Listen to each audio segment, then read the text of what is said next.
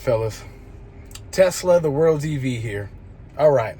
So, I forgot that I never really did a video about riding in this thing. Probably because it's been 118, 120, 116, 115 degrees, 100 this, 100 that, 100 that. I'm burning it up here, man. But anyways, so first off, let's start with the noise, road noise.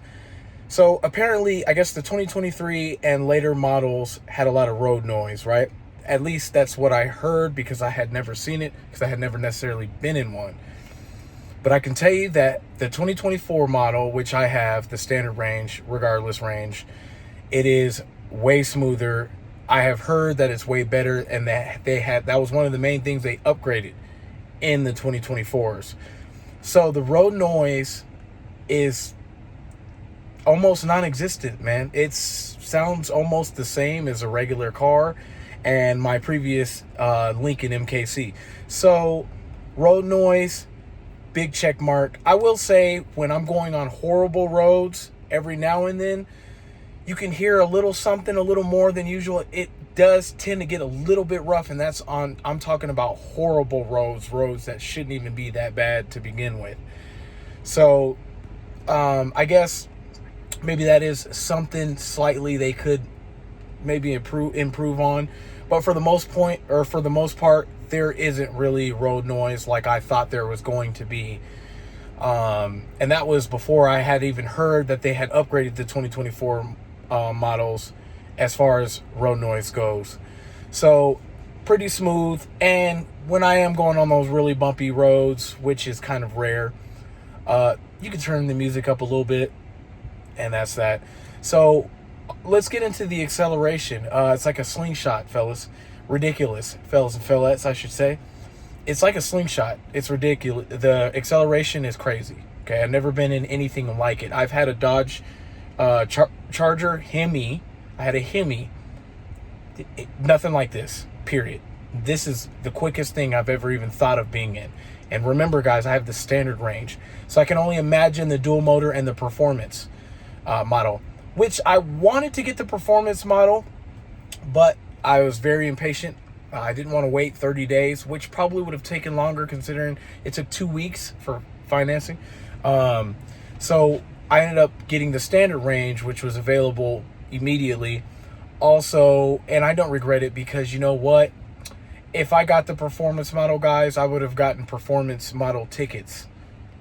Yeah, because I can't imagine being faster than the standard range. Standard range is fine for me, period. And for most people that don't want to, get into NASCAR or Daytona or F1 racing, because that's what you're going to get in the performance model. I could only imagine how ridiculous that is. Now, I did watch a video where they did a side-by-side comparison, and honestly, bro, it wasn't that significant. There is a difference, I'm sure, for sure, but it wasn't that big of a difference. It's not significant. So standard range, just fine for me, and that way I can stay away from those performance tickets, if you know what I'm saying. Also, I could stay away from changing my car's tires in a performance manner, right? I don't even know how that makes sense, but you know where I'm going. Performance models, you're going to burn through your tires way faster. I'm cool on that. So standard range is fine for me. Acceleration is ridiculous in the standard range. So that's also a plus.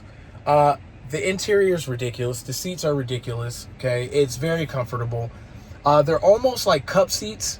Almost, not necessarily, but they almost, to me, feel like cup seats. So it's vegan leather, which technically, like everyone will probably tell you, which I'm sure you've heard. And if you haven't, it's like rubber. Same kind of same thing. I have obviously black interior, so everything wipes off very clean. I mean, I just put a little bit of water, a damp towel, and we're good to rock. So that's a plus. The screen is ridiculous. I will say at night it can be a little dark. All you do is you have this light, and then you have, the light from the screen, and then you have lights down here which light up which it's enough for me. But I would say if you have bad vision, if you have bad eyes, I would kind of look into getting some type of light. There's thousands of accessories you can get for the Tesla, man. I believe there's ambient lighting that kind of goes along your dash. You can do that.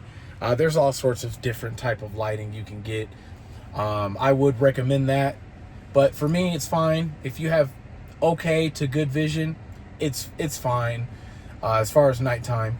So that's cool. The screen, the speedometer is up here, so that was a big difference, something I had to kind of get used to, but I kind of like it. I can see out of my peripheral now, and it's a little better than having to kind of look down, because I drive like this, you know what I'm saying?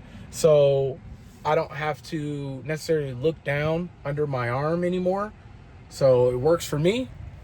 That's cool, and once again, I can see out of my peripheral, and I don't have to turn my head at all. So that's a plus. So also, if you can't see, you can look here. You can see everything, man. You can see everything. I've never been in a car that was so open. The windshield is almost double the size of 90% of most cars. So blind spots don't necessarily exist. And if they do, guess what? When you're turning, you got that bad boy right there.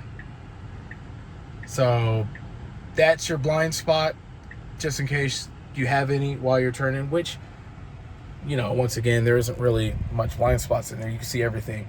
I have the sunshade right now, otherwise that'd be exposed as well. So yeah, loving this car. This is coming from a guy that hated driving. I loved my Lincoln MKC, but I still hated driving previously.